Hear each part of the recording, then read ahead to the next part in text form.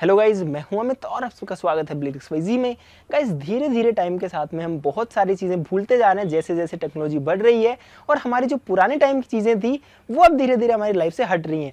तो मैंने सोचा आपको कुछ ऐसी चीज़ें दिखाते हैं जब जो है लाइट्स नहीं होती थी, बल्ब नहीं होते थे, CFL वगैरह नहीं होती, तब जो है किस तरीके से हमारे घरों में रोशनी होती थी। तो इस वीडियो में हम किसी भी नई चीज़ का यूज़ नहीं कर रहे, हम सिर्फ जो डिस्कार्डेड चीज़ें होती हैं जो कि वेस्ट होती हैं सिर्फ उसी का यूज़ करने वाले हैं। तो फटाफट से शुरू करते हैं। रेड वाले सब्सक्राइब बटन को दबा लीजिए, उसके बगल में जो घंटी है उसको बजा लीजिए और BladeXYZ की एक और वीडियो का मजा लीजिए। दोस्तों, जो चीज़ हम यहाँ पर बना रहे हैं उसको बोलते हैं चिमनी, और इसे बनाने के लिए हमें ज़रूरत होगी कुछ कांच की शीशियों की, जो कि आप देख सकते हैं यहाँ वेस्ट में पड़ी हुई हैं और हमारे किसी काम की नहीं है।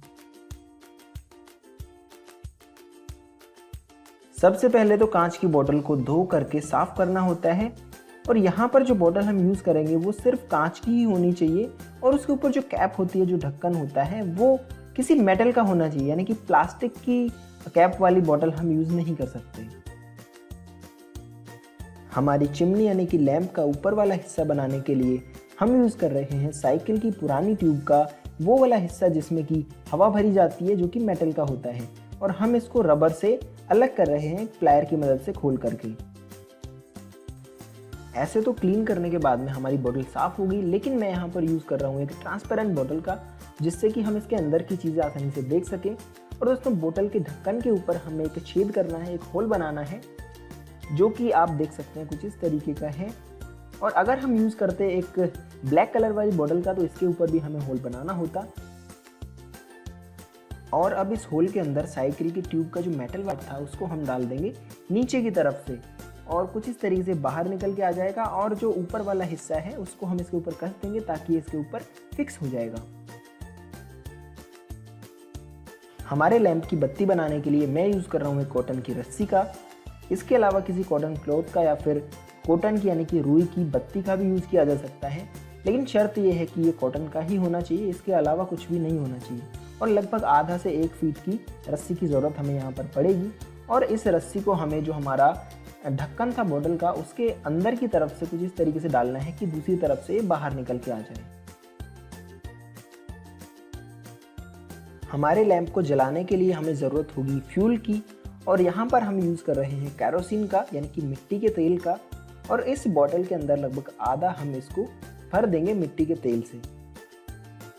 कॉटन की रस्सी को ऊपर की तरफ से पूरा निकाल करके एक बार हमें इसे इस केरोसिन के अंदर भिगोना है, जिससे कि जो केरोसिन है वो इस बत्ती के अंदर चढ़ जाएगा। दोस्तों, इसके पीछे रीज़न होता है कैपिलरी फोर्सेस का, और अगर ये बत्ती इस केरोसिन के अंदर डूबी रहेगी तो धीरे धीरे जो केरोसिन है वो ऊपर की तरफ चढ़ता रहेगा कैपिलरी फोर्सेस की वजह से। ऊपर की तरफ से बत्ती को केरोसिन में भिगोने के बाद में अब हम इसे इसके अंदर डाल करके पूरा पैक कर देंगे और ढक्कन को बंद कर देंगे। और अब हमारा जो लैंप है, जो हमारी चिमनी है, वो जलाने के लिए तैयार है। कॉटन की बत्ती की लंबाई जो कि वॉल से बाहर निकली हुई है वो भी काफ़ी इंपॉर्टेंट है, और मैंने यहाँ पर गलती ये की कि इसको काफ़ी ज़्यादा बाहर निकाल दिया, और इसी वजह से थोड़ा सा धुआं भी हमें देखने को मिल रहा है।